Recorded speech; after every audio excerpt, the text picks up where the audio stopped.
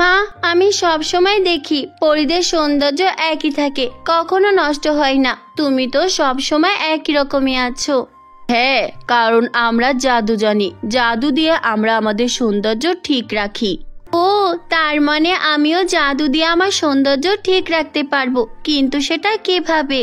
তুমি এখন অনেক ছোট, তাই তুমি জানো না। আমাদের রাজ্যের একটা জাদুর আয়না আছে, যে আয়নাটায় আমরা পরীরা নিজেদের সৌন্দর্য দেখি। তখন জাদুর আয়নাটা আমাদের ওপর খুশি হয়ে যায়, আমাদেরকে আরো আকর্ষণীয় করে তোলে, আর আমরা কখনোই আমাদের সৌন্দর্য হারাই না। তাই নাকি? তাহলে সেই আয়নাটা কোথায় মা? আয়নাটা হলো ঝিলিক পুকুরের পাশে। এইটা আবার কোন জায়গা? আমাদের রাজ্যের সবচাইতে সুন্দর পুকুর সেইটা, সেইখানে আমরা গোসল করি সব পরীরা, আর ওই পুকুরটার নামই ঝিলিক। আমাকে তো কখনো নিয়ে গেলে না।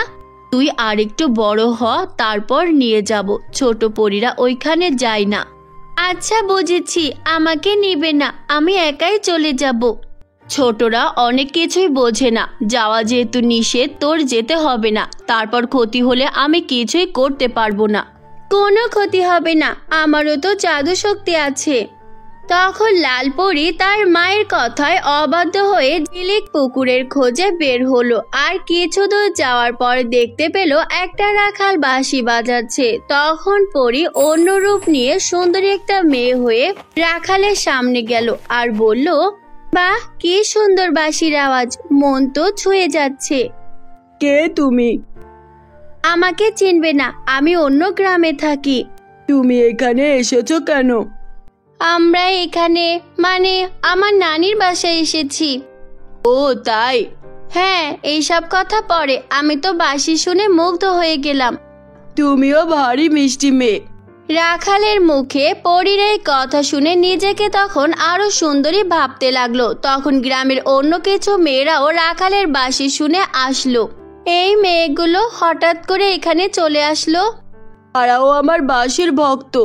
তখন পরীর মনে অনেক হিংসা লাগলো, আর ভাবতে লাগলো মানুষ তো মানুষই, তাদের সৌন্দর্য তো কিছুদিনের। এই সব কথা ভেবে পরী নিজের কাজে মন দিল, আর নীরব জায়গায় এসে আবার পরীরূপে ফিরে আসলো।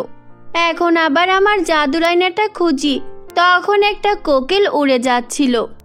এই যে কোকিল ভাই, শুনছো? পরি, আমাকে ডাকছো? হ্যাঁ, তোমাকেই ডাকছি। আমার মা বলেছে এই জঙ্গলে একটা ঝিলিক নামের পুকুর আছে, সেইটা কোথায় তুমি জানো? আমিও নাম শুনেছি, কিন্তু কখনোই যাইনি। যদি বিপদ হলে এই ভয়ে সেই পুকুরে অনেক পাখিরাই যায় না। আচ্ছা, তাহলে তুমি যাও। কিছু দূর আসার পর পরী একটা ময়ূর দেখতে পেল। ময়ূর ভাই, তুমি কি জানো এই জঙ্গলে ঝিলিক নামের পুকুরটা কোথায়? অভিশাপ, অভিশাপ। কিসের অভিশাপ? ওইখানে গিয়ে তুমি ভুল করো না পরি, ওইখানে সব বড় পরীরা যায়। তুমি ছোট, তুমি কেন যাবে? আর আমি গিয়েই তো ভুল করেছি। তুমি কি ভুল করেছো? আমার পায়ের দিকে তাকাও। এ কি, এত বাজে পা, কালো কুচকুচে। হ্যাঁ, আমার পাগুলো অনেক সুন্দর ছিল, কিন্তু যখন আমি সেই জাদুর আয়নার সামনে যাই তখন আমার পাগুলো কালো কুচকুচে হয়ে গেল। আমি আমার পা নিয়ে অনেক গর্ব করতাম, কিন্তু আমার পরিণতি এটাই হলো। তাই বলছি, যেও না তুমি। তুমি একটা সাধারণ প্রাণী, আর আমি হলাম পরী। তোমার সাথে আমাকে তুলনা দিচ্ছ কেন? তুমি শুধু বলো, সেই জাদুর আয়নাটা কোন দিকে? তোমার কোনো ক্ষতি হলে আমাকে দোষারোপ করতে এসো না, আর আমার সাথে চলো, আমি দূর থেকে তোমাকে দেখাচ্ছি। তখন ময়ূর পরীকে নিয়ে সেই ঝিলিক পুকুরের কাছাকাছি গেল। আমি আর যেতে চাই না, এখন তুমি গিয়ে জাদুর আয়নার সাথে দেখা করো। আচ্ছা ঠিক আছে। তারপর পরী আনন্দে লাফিয়ে উঠল। অবশেষে পরী সেই জাদুর আয়নার দেখা পেল, আর তাড়াতাড়ি করে জাদুর আয়নার সামনে গেল। যখন পরী নিজেকে দেখলো, আমি এত সুন্দর, আমার তো নিজেরই বিশ্বাস হচ্ছে না। আমার মতো তো কোনো পরীও এত সুন্দর না। আর মানুষের কথা কি বলবো, মানুষের সৌন্দর্যই তো থাকে না। পরীর কথা শেষ হতেই জাদুর আয়না বলে উঠল, এই মেয়ে, তুই এখানে কি করছিস? আর তোর মনে এত অহংকারে ভরা, আর অহংকারীরা তো আমি পছন্দ করি না। আমি এখনই তোকে মানুষ বানিয়ে দেব। না, আমি মানুষ হতে চাই না। সাথে সাথে পরীর ডানা আর পরীর সব শক্তি চলে গেল। তখন পরী কাঁদতে লাগলো। আমি আর কখনোই অহংকার করব না, আমাকে মাফ করে দাও জাদুরাইনা।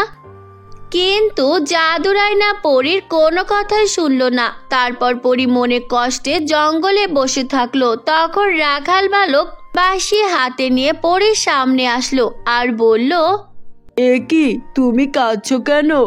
তুমি সেই রাখাল বালক না যে সুন্দর বাঁশি বাজাও? হ্যাঁ, আমি বাঁশি বাজাই। তুমি আমাকে সব বলো, কি হয়েছে? পরী তারপর সব কথা রাখাল বালককে বলল। আর রাখাল বালক মুচকি হাসলো। তুমি হাসছো কেন? কারণ ভালোই হয়েছে, তুমি পড়ে থাকলে তো আর আমি তোমাকে পেতাম না, কারণ আমার তোমাকে অনেক ভালো লেগেছে। তখন পরীও অনেক খুশি হয়ে যায়। তুমি সত্যি বলছো? আমাকে থাকতে দেবে তোমাদের এই পৃথিবীতে?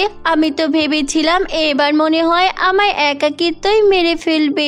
আমি আর কারো সঙ্গী পাবো না। জীবন আমার এভাবেই কাটতে কাটতে যাবে। কি বলছো এসব তুমি? আমি থাকতে কখনোই এমনটা হতে দেব না।